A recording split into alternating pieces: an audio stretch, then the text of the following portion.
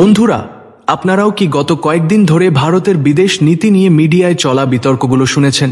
চারদিকে একটাই গুঞ্জন ছিল যে ভারতের বিদেশ নীতি ব্যর্থ হয়েছে, যার কারণে প্রতিটি ছোট দেশ ভারতকে চোখ রাঙাচ্ছে।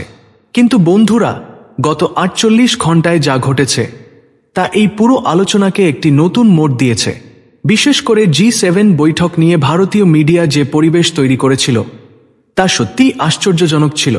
আসুন এই পুরো বিষয়টি গভীরভাবে দেখি এবং জানি আসল সত্যটা কি। কিছু পশ্চিমা দেশের সংবাদপত্র, বিশেষ করে ব্লুমবার্গের মতো স্বনামধন্য গণমাধ্যম, সূত্রের বরাত দিয়ে খবর প্রকাশ করেছে যে এই বছর কানাডায় অনুষ্ঠিতব্য G7 বৈঠকে ভারতকে আমন্ত্রণ জানানো হবে না। এখন আপনারা ভাববেন, এতে নতুন কি আছে? ভারত তো G7 এর সদস্য নয়, কিন্তু গত কয়েক বছর ধরে ভারতকে পর্যবেক্ষক দেশ হিসেবে আমন্ত্রণ জানানো হচ্ছে। এর কারণ স্পষ্ট। G7 এর যত বৈঠক হয় সেগুলোতে ভারত একটি কেন্দ্রীয় চরিত্র। চীনকে নিশানা করা হোক বা বৈশ্বিক অর্থনৈতিক সমৃদ্ধির কথা বলা হোক, ভারতকে ছাড়া এই বৈঠকগুলো অসম্পূর্ণ। ভারত বিশ্ব অর্থনীতির বৃদ্ধির ইঞ্জিন এবং চীনের বিরুদ্ধে ভারতের চেয়ে শক্তিশালী সহযোগী তারা পেতে পারে না। কিন্তু পশ্চিমা মিডিয়া ভারতের বিরুদ্ধে প্রচার শুরু করে দিল যে এই বছর কানাডা ভারতকে বাইরে রাখবে, কারণ ভারতের সঙ্গে কানাডার সম্পর্ক ভালো নয় এবং তারা ভারতকে শিক্ষা দিতে চায়। মাত্রা ছাড়িয়ে গেল যখন ভারতের নিজস্ব হিন্দি মিডিয়া এই খবরকে বাড়িয়ে চড়িয়ে প্রচার করতে শুরু করল। অনেক মিডিয়া আউটলেট তো কানাডার বিরুদ্ধে যুদ্ধ শুরু করে দিল, আবার অনেকে ভারত সরকারকেই দুষতে শুরু করল। কেউই এতটুকু বিচক্ষণতা দেখায়নি যে তখনও পর্যন্ত কোনো আনুষ্ঠানিক আমন্ত্রণ পাঠানোই হয়নি। আমন্ত্রণের সময় বাকি ছিল এবং কানাডা তখনও প্রস্তুতিতে ব্যস্ত ছিল। কিন্তু ভারতীয় মিডিয়ায় শান্তি থাকলে তো কথাই ছিল না। বন্ধুরা, এবার আপনার স্ক্রিনের দিকে তাকান। মাত্র কয়েক মিনিট আগে কানাডার প্রধানমন্ত্রী ভারতীয় প্রধানমন্ত্রী নরেন্দ্র মোদীকে নিজে ফোন করে G7 বৈঠকে যোগ দেওয়ার জন্য আমন্ত্রণ জানিয়েছেন। রিপোর্ট বলছে যে প্রধানমন্ত্রী মোদীও এই বৈঠকে কানাডা যাবেন। এখন এটাকে কি বলবেন? রিপোর্ট অনুযায়ী এটি কানাডার এক প্রকার ভারতের কাছে আত্মসমর্পণ। অবশেষে তারাও মেনে নিয়েছে যে ভারতের ভূরাজনৈতিক গুরুত্ব এতটাই বেশি যে কানাডার মতো দেশ তার সামনে টিকতে পারে না।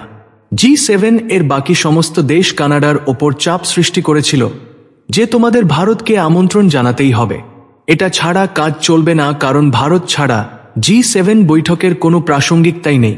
শেষ পর্যন্ত কানাডার সরকারও মেনে নিয়েছে যে ভারত একটি উদীয়মান সুপার পাওয়ার এবং তার সঙ্গে লড়াই করা অর্থহীন। এর চেয়ে ভালো হয় যে তাদের যত সমস্যা আছে সেগুলো ভারতের সঙ্গে বসে সমাধান করা হোক এবং ভারতের সঙ্গে তাদের সম্পর্ক উন্নত করা হোক। G7 বৈঠকের চেয়ে ভালো সুযোগ কানাডা আর পেতে পারত না।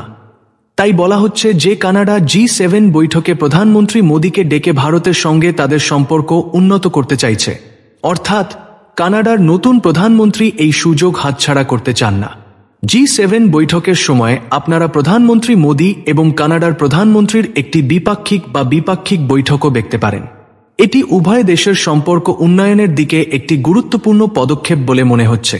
অন্যদিকে কানাডার প্রধানমন্ত্রীর আজ প্রধানমন্ত্রী মোদীকে যে ফোন এসেছে, এটি পশ্চিমা দেশগুলোর মিডিয়ার মুখে একটি চপেটাঘাতের সমানও বটে, কারণ গত কয়েক মাসে তারাও ভারতের বিরুদ্ধে প্রচুর প্রচার ছড়িয়েছিল।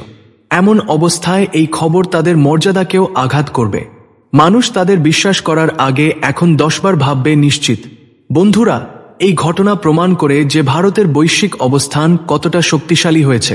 কোনো বড় আন্তর্জাতিক মঞ্চ এখন ভারতের অংশগ্রহণ ছাড়া অসম্পূর্ণ।